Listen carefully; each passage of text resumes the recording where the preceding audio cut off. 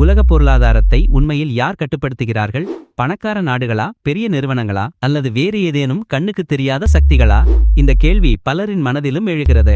உலக பொருளாதாரத்தின் சிக்கலான வலைப்பின்னல் நாடுகளின் எல்லைகளை தாண்டி நிதி பாய்ச்சல்கள், வர்த்தக ஒப்பந்தங்கள் மற்றும் கொள்கை முடிவுகள் ஆகியவற்றால் பிணைக்கப்பட்டுள்ளது. இத்தகைய சூழலில் உலக நாடுகளின் பொருளாதார முடிவுகளை நேரடியாகவும் மறைமுகமாகவும் தீர்மானிக்கும் இரண்டு பிரம்மாண்ட அமைப்புகள் உள்ளன. அவைதான் சர்வதேச நாணய நிதியம் எனப்படும் IMF மற்றும் உலக வங்கி. இந்த இரண்டு நிறுவனங்களும் எப்படி உருவாயின? அவற்றின் உண்மையான நோக்கம் என்ன?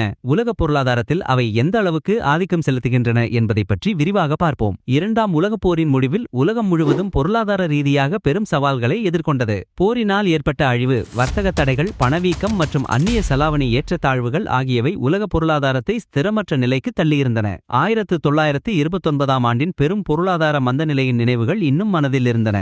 இத்தகைய சூழ்நிலையில் எதிர்காலத்தில் மீண்டும் ஒரு பெரும் பொருளாதார மந்தநிலை வராமல் தடுக்கவும், சர்வதேச வர்த்தகத்தை மேம்படுத்தவும், நாடுகளுக்கிடையே பணவியல் ஒத்துழைப்பை வலுப்படுத்தவும் ஒரு புதிய உலகளாவிய பொருளாதார கட்டமைப்பு தேவைப்பட்டது. இந்த வரலாற்று தேவையை பூர்த்தி செய்யும் நோக்கில் 1944ஆம் ஆண்டு ஜூலை மாதம் அமெரிக்காவின் நியூ ஹாம்ஷயர் மாநிலத்தில் உள்ள பிரெட்டன் வூட்ஸ் நகரில் ஒரு மாநாடு நடைபெற்றது. 44 நேச நாடுகளின் பிரதிநிதிகள் கலந்து கொண்ட இந்த மாநாட்டில் பிரிட்டிஷ் பொருளாதார நிபுணர் ஜான் மேனார்ட் கீன்ஸ் மற்றும் அமெரிக்க கருவூலத்துறை அதிகாரி ஹாரி டெக்ஸ்டர் ஒயிட் ஆகியோர் முக்கிய பங்காற்றினர். இந்த மாநாட்டின் விளைவாகத்தான் சர்வதேச நாணய நிதியம் மற்றும் சர்வதேச புனரமைப்பு மற்றும் மேம்பாட்டு வங்கி, அதாவது உலக வங்கியின் முதல் அங்கம் ஆகிய இரண்டு சர்வதேச அமைப்புகளும் உருவாக்கப்பட்டன. சர்வதேச நாணய நிதியம் 1945இல் முறையாக நிறுவப்பட்டு 1947ஆம் ஆண்டு செயல்படத் தொடங்கியது. இதன் முக்கிய நோக்கம் உலக நாடுகளின் பணவியல் ஒத்துழைப்பை மேம்படுத்துவதையும், அந்நிய செலாவணி ஸ்திரத்தன்மையை உறுதி செய்வதையும், சர்வதேச வர்த்தகத்தை எளிதாக்குவதையும்,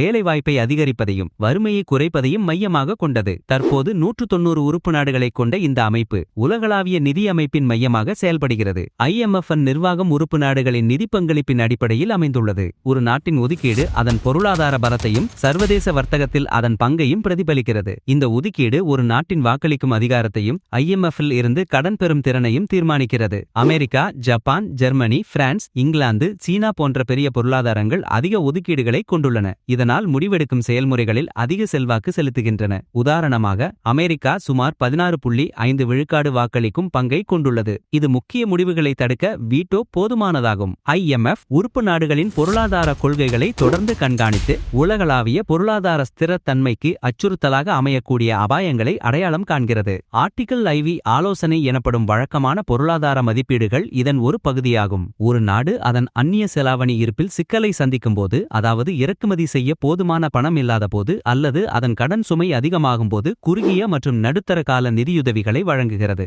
இவை நிலையான ஏற்பாடுகள், விரிவாக்கப்பட்ட நிதி வசதி, வறுமை குறைப்பு மற்றும் வளர்ச்சி அறக்கட்டளை போன்ற பல்வேறு வடிவங்களில் வழங்கப்படுகின்றன. உறுப்பு நாடுகள் தங்கள் பொருளாதார கொள்கைகளை வகுப்பதற்கும், நிதி நிர்வாகத்தை மேம்படுத்துவதற்கும், புள்ளிவிவர அமைப்புகளை வலுப்படுத்துவதற்கும் IMF தொழில்நுட்ப உதவிகளை வழங்குகிறது. IMF நிதியுதவிகள் சாதாரணமாக வழங்கப்படுவதில்லை. குறிப்பிட்ட பொருளாதார சீர்திருத்தங்களை மேற்கொள்ள வேண்டும் என்ற நிபந்தனையுடன், அதாவது கண்டிஷனாலிட்டி எனப்படும் ஒரு ஒப்பந்தத்தின் அடிப்படையில்தான் இந்த நிதியுதவிகள் வழங்கப்படும். உதாரணமாக, அரசு செலவுகளை குறைப்பது, மானியங்களை நீக்குவது, வரி விகிதங்களை மாற்றுவது, பணவீக்கத்தை கட்டுப்படுத்துவது, தனியார் மயமாக்கல் போன்ற கடுமையான நிபந்தனைகள் விதிக்கப்படலாம். இதன் மூலம் அந்த நாட்டின் பொருளாதார கொள்கைகளில் இந்த நிறுவனம் நேரடியாக தலையிடுகிறது. இந்த நிபந்தனைகள் பெரும்பாலும் வாஷிங்டன் கன்சென்சஸ் எனப்படும் தாராளமய பொருளாதார கொள்கைகளை அடிப்படையாக கொண்டவை. மறுபுறம், உலக வங்கி என்பது ஒரு வளர்ச்சி வங்கி. இது வெறும் ஒரு அமைப்பு அல்ல, மாறாக 5 சர்வதேச அமைப்புகளை கொண்ட ஒரு குழுமமாகும். அவை உலக வங்கி குழுமம் என்று அழைக்கப்படுகின்றன. இதன் முதன்மை நோக்கம் தீவிர வறுமையை குறைப்பதும் அனைத்து நாடுகளிலும் செழிப்பை பகிர்ந்து கொள்வதும் ஆகும். தற்போது 189 உறுப்பு நாடுகளை கொண்டுள்ளது. சர்வதேச புனரமைப்பு மற்றும் மேம்பாட்டு வங்கி IBRD இதுவே உலக வங்கியின் அசல் அங்கம். நடுத்தர வருவாய் கொண்ட நாடுகளுக்கும் கடன் தகுதி கொண்ட ஏழை நாடுகளுக்கும் நீண்ட கால குறைந்த வட்டி கடன்களை வழங்குகிறது. இது சந்தைகளில் பத்திரங்களை வெளியிட்டு நிதியை பெறுகிறது. சர்வதேச மேம்பாட்டு சங்கம் IDA உலகின் மிக ஏழ்மையான நாடுகளுக்கு மானியங்களையும் வட்டி இல்லாத கடன்களையும் வழங்குகிறது. இது பெரும்பாலும் பணக்கார நாடுகளின் நன்கொடைகள் மூலம் நிதியளிக்கப்படுகிறது. சர்வதேச நிதி நிறுவனம் IFC வளரும் நாடுகளில் உள்ள தனியார் துறை நிறுவனங்களுக்கு முதலீட்டு, ஆலோசனை மற்றும் சொத்து மேலாண்மை மேலாண்மை சேவைகளை வழங்குகிறது. இது தனியார் துறை வளர்ச்சிக்கு முக்கியத்துவம் அளிக்கிறது. பலதரப்பு முதலீட்டு உத்தரவாத நிறுவனம் MIGA வளரும் நாடுகளில் உள்ள முதலீடுகளுக்கு அரசியல் இடர் காப்பீட்டை வழங்குகிறது. இதன் மூலம் வெளிநாட்டு நேரடி முதலீட்டை ஊக்குவிக்கிறது. முதலீட்டு தகராறுகளை தீர்ப்பதற்கான சர்வதேச மையம் ICSID சர்வதேச முதலீட்டாளர்களுக்கு இடையேயான தகராறுகளை தீர்ப்பதற்கான வசதிகளை வழங்குகிறது. உலக வங்கி கல்வி, சுகாதாரம், உள்கட்டமைப்பு மேம்பாடு, சாலைகள், பாலங்கள், மின்சாரம், விவசாயம், நீர்வழங்கல் மற்றும் துப்புரவு, காலநிலை மாற்றம், பாலின சமத்துவம் மற்றும் நல்லாட்சி போன்ற துறைகளில் திட்டங்களை செயல்படுத்துவதற்காக நாடுகளுக்கு கடன் வழங்குகிறது. இந்த கடன்கள் குறைந்த வட்டியிலும் நீண்ட கால தவணையிலும் வழங்கப்படும். ஆனால் இந்த நிதியுதவிகளும் குறிப்பிட்ட திட்ட கொள்கைகள், சுற்றுச்சூழல் பாதுகாப்பு விதிமுறைகள், சமூக பாதுகாப்பு அம்சங்கள் ஆகியவற்றிற்கு உட்பட்டவை. இதன் மூலம் ஒரு நாட்டின் வளர்ச்சி பாதையை இந்த அமைப்பு வடிவமைக்க உதவுகிறது. இந்த இரண்டு அமைப்புகளும் வெவ்வேறு நோக்கங்களை கொண்டிருந்தாலும் அவை ஒன்றுடன் ஒன்று இணைந்து செயல்படுகின்றன. மேலும் காலப்போக்கில் அவற்றின் பங்கு மாறிக்கொண்டே வந்துள்ளது. 1940, 1960களில் IMFன் முக்கிய கவனம் பிரெட்டன் வூட்ஸ் நிலையான மாற்று விகித அமைப்பை பராமரிப்பதில் இருந்தது. உலக வங்கி போரினால் பாதிக்கப்பட்ட ஐரோப்பாவை புனரமைப்பதில் கவனம் செலுத்தியது. பின்னர் வளரும் நாடுகளின் உள்கட்டமைப்பு திட்டங்களுக்கு நிதியளித்தது. பிரெட்டன் வூட்ஸ் அமைப்பு 1971ஆம் ஆண்டு சரிந்தது. இதனால் IMFன் பங்கு மாற்று விகிதங்களை கண்காணிப்பது மற்றும் நாடுகளுக்கு நிதி நெருக்கடியின் போது உதவுவது என மாறியது. உலக வங்கி வறுமை ஒழிப்பு மற்றும் அடிப்படை தேவைகளுக்கு அதிக முக்கியத்துவம் கொடுக்க தொடங்கியது. 1980களில் லத்தீன் அமெரிக்க கடன் நெருக்கடியின் போது IMF மற்றும் உலக வங்கி இரண்டும் கட்டமைப்பு சரிசெய்தல் திட்டங்களை அறிமுகப்படுத்தின. இவை சந்தை தாராளமயமாக்கல், தனியார் மயமாக்கல் மற்றும் அரசு செலவின குறைப்பு போன்ற நிபந்தனைகளுடன் கூடிய கடன்களை வழங்கின. 1990களில் சோவியத் யூனியனின் சிதைவுக்கு பிறகு முன்னாள் கம்யூனிஸ்ட் நாடுகளின் சந்தை பொருளாதார மாற்றத்திற்கு இந்த நிறுவனங்கள் உதவின. 1997-98 ஆசிய நிதி நெருக்கடியின் போது IMFன் தலையீடு குறிப்பிடத்தக்கதாக இருந்தது. 2000களில் உலக வங்கி மில்லியனியம் மேம்பாட்டு இலக்குகளை அடைவதில் கவனம் செலுத்தியது. 2008ஆம் ஆண்டின் உலகளாவிய நிதி நெருக்கடியின் போது IMF உலக பொருளாதாரத்தை ஸ்திரப்படுத்த முக்கிய பங்காற்றியது. தற்போது IMF மற்றும் உலக வங்கி இரண்டும் காலநிலை மாற்றம், உலகளாவிய பெருந்தொற்று நோய்கள், COVID-19, டிஜிட்டல் பொருளாதாரம், நிலையான வளர்ச்சி இலக்குகள் மற்றும் பாலின சமத்துவம் போன்ற புதிய உலகளாவிய சவால்களை எதிர்கொள்வதில் தங்கள் கவனத்தை செலுத்தி வருகின்றன. இந்த அமைப்புகள் உலக பொருளாதார ஸ்திரத்தன்மை மற்றும் வளர்ச்சிக்கு மகத்தான பங்களிப்பை செய்திருந்தாலும் அவை கடுமையான விமர்சனங்களையும் எதிர்கொண்டுள்ளன.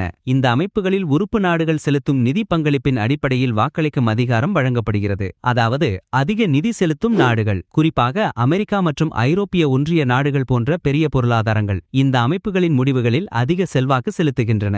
இது வளரும் நாடுகளின் குரல்கள் சில நேரங்களில் புறக்கணிக்கப்படலாம் என்ற விமர்சனத்திற்கு வழிவகுக்கிறது. உதாரணமாக 2010ஆம் ஆண்டில் IMFன் ஒதுக்கீடு மற்றும் நிர்வாக சீர்திருத்தங்கள் கொண்டுவரப்பட்டாலும் வளரும் நாடுகளின் பிரதிநிதித்துவம் இன்னும் போதுமானதாக இல்லை என்ற கருத்து நிலவுகிறது. ஒரு நாட்டுக்கு நிதியுதவி வழங்கும் போது விதிக்கப்படும் நிபந்தனைகள் அந்த நாட்டின் தனிப்பட்ட தேவைகளையும் சமூக அமைப்பையும் கருத்தில் கொள்ளாமல் மேற்கத்திய பொருளாதார மாதிரிகளை திணிப்பதாக கூறப்படுகிறது. உதாரணமாக IMFன் கட்டமைப்பு சரிசெய்தல் திட்டங்கள் பல சமயங்களில் அரசு செலவுகளை குறைக்கும்படி வலியுறுத்தின.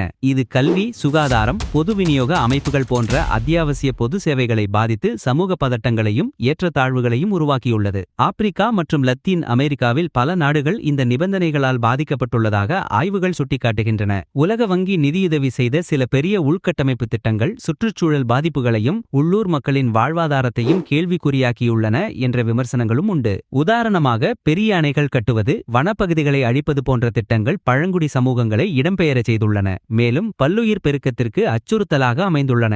இருப்பினும் இந்த அமைப்புகளின் தாக்கம் உலகளாவியது மற்றும் பல நேர்மறையான விளைவுகளையும் ஏற்படுத்தியுள்ளது. பல நாடுகள் பொருளாதார நெருக்கடியிலிருந்து மீண்டு வர சர்வதேச நாணய நிதியத்தின் உதவியை நாடியுள்ளன.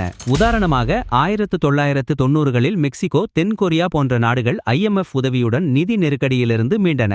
அதேபோல உலக வங்கியின் நிதியுதவியால் பல நாடுகளில் பாலங்கள் கட்டப்பட்டுள்ளன, பள்ளிகள் திறக்கப்பட்டுள்ளன, மருத்துவமனைகள் மேம்படுத்தப்பட்டுள்ளன, சுத்தமான குடிநீர் வசதிகள் விரிவுபடுத்தப்பட்டுள்ளன.